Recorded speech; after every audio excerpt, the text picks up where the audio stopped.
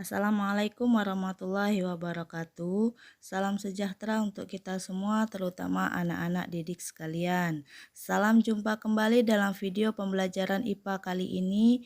Tentunya kita semua bersemangat dan telah bersiap sedia untuk mengikuti pembelajaran selanjutnya. Salam jumpa dalam video pembelajaran gerak benda dan makhluk hidup di lingkungan sekitar.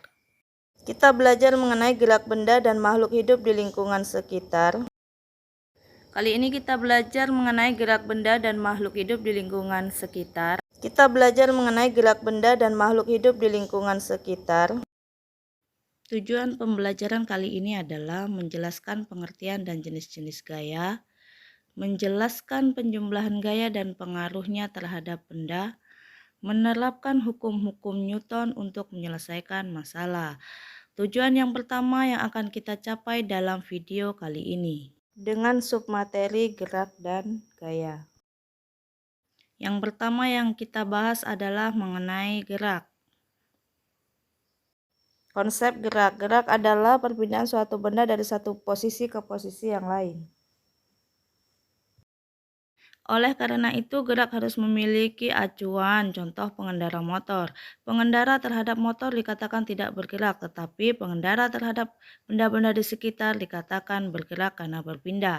Gerak pada benda dibedakan menjadi 3 macam gerak, yaitu gerak lurus, gerak melingkar, dan gerak parabola.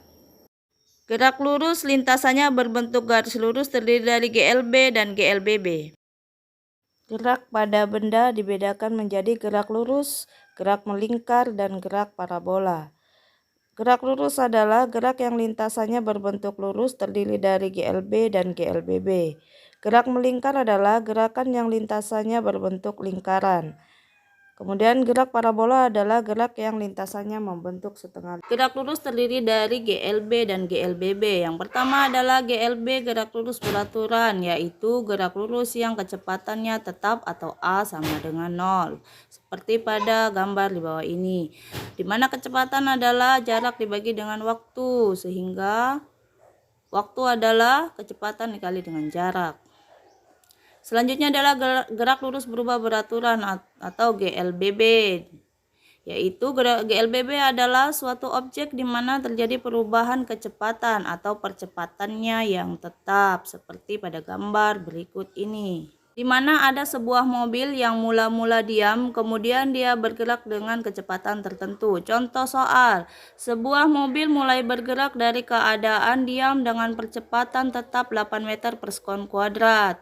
Berapakah kecepatan mobil setelah bergerak selama 6 detik? Penyelesaian seperti di bawah ini. Diketahui kecepatan awal sama dengan 0, percepatan 8 meter per sekon kuadrat, waktu sama dengan 6 sekon. Ditanya kecepatan akhir. Jawab, kecepatan akhir sama dengan kecepatan awal ditambah dengan percepatan dikali dengan waktu. Selanjutnya gerak pada makhluk hidup atau reaksi terhadap rangsangan. Gerak pada makhluk hidup, reaksi terhadap rangsangan, terdiri dari gerak pada manusia atau hewan, yaitu gerak aktif dengan menggunakan alat gerak berupa tulang dan otot. Kemudian gerak pada tumbuhan yang disebut gerak pasif terdiri dari higrokopis, autonom, esionom yang terdiri dari tropisme, nasti, dan taks. Penjelasan macam-macam gerak pada tumbuhan dapat dilihat pada penjelasan slide berikut ini. Yang pertama adalah gerak higrokopis, gerak pada tumbuhan yang disebabkan oleh perubahan kadar air dalam sel. Contohnya, membukanya sporangium pada tumbuhan lumut atau paku, pecahnya kulit buah polong-polongan yang kering. Selanjutnya adalah gerak autonom atau endonom, gerak yang dilakukan oleh adanya rangsangan yang berasal dari dalam tubuh tumbuhan itu sendiri. Contohnya adalah gerak aliran sitoplasma di dalam sel. Gerak selanjutnya adalah gerak esionom, terdiri dari tropisme, yaitu gerak bagian tubuh tumbuhan yang mengikuti arah datangnya rangsangan. Contohnya fototropisme karena cahaya, rangsangan cahaya, hidrotropisme karena rangsangan air, geotropisme karena rangsang gravitasi, tekmotropisme karena rangsangnya sentuhan. Gerak selanjutnya adalah gerak nasti. Gerak nasti gerak yang tidak mengikuti arah datangnya rangsangan. Contohnya fotonasti karena cahaya, niktinasti karena adanya gelap, tikmonasti karena sentuhan, dan termonasti karena adanya suhu. Yang ketiga adalah taksis.